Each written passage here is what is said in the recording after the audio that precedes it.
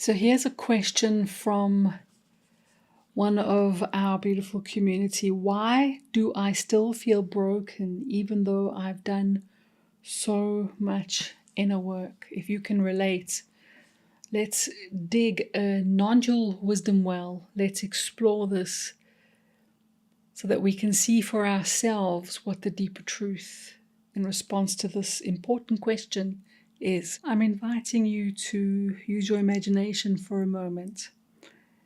Imagine that you are looking at yourself in a mirror, but imagine that this mirror is broken.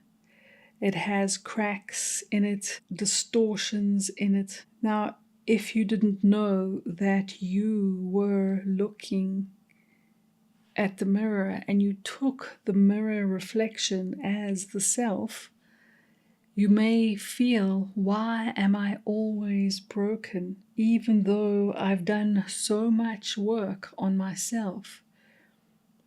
Perhaps you've repaired the river. Isn't it true that we spend a lot of time working on repairing the mirror?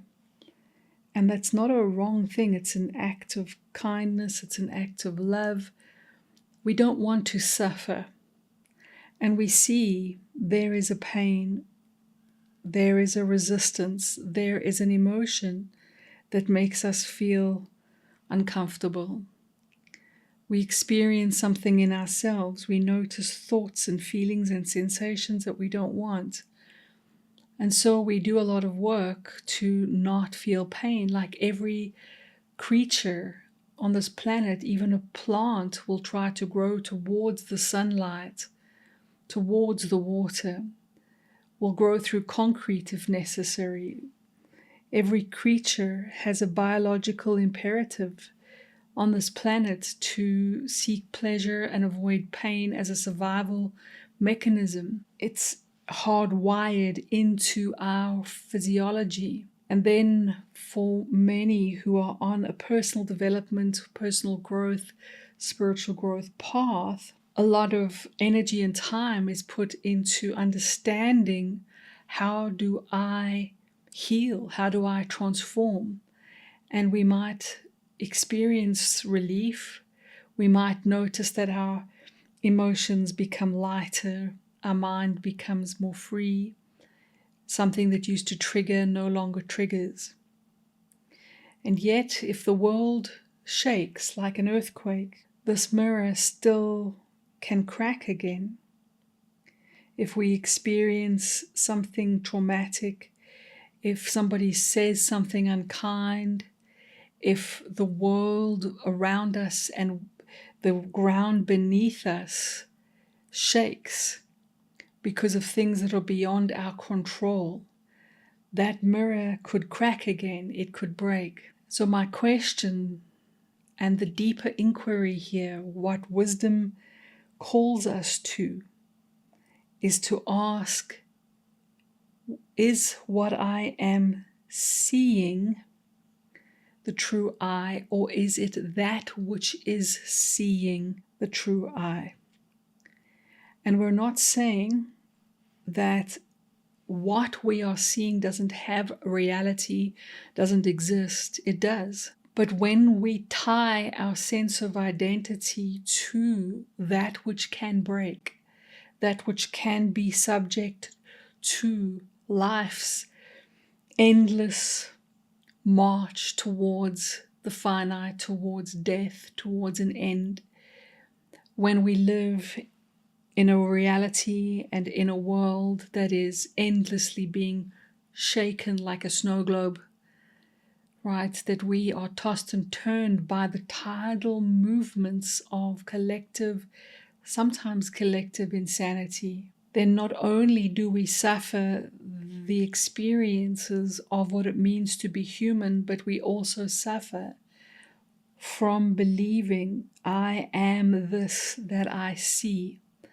I am aware of my thoughts. I am aware of my feelings. I am aware of my body.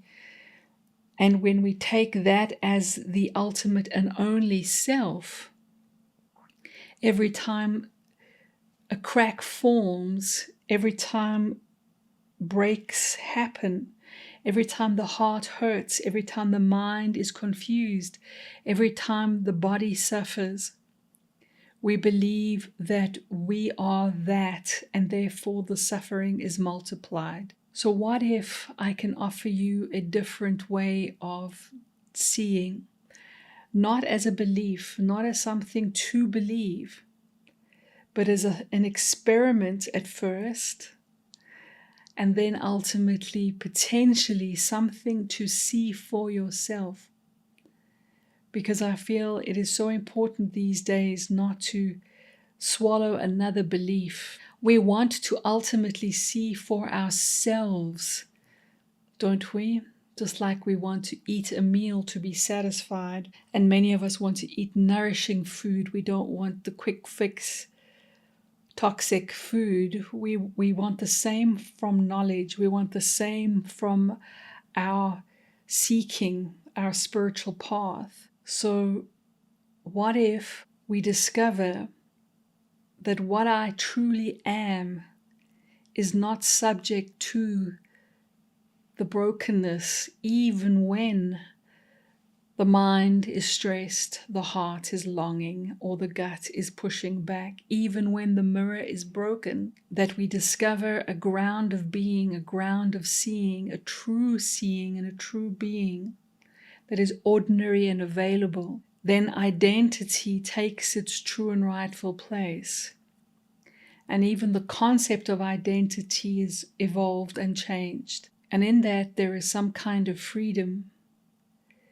But it is not to say that we become divorced or cold or indifferent to the struggles of the body, the mind, to the shaking ground.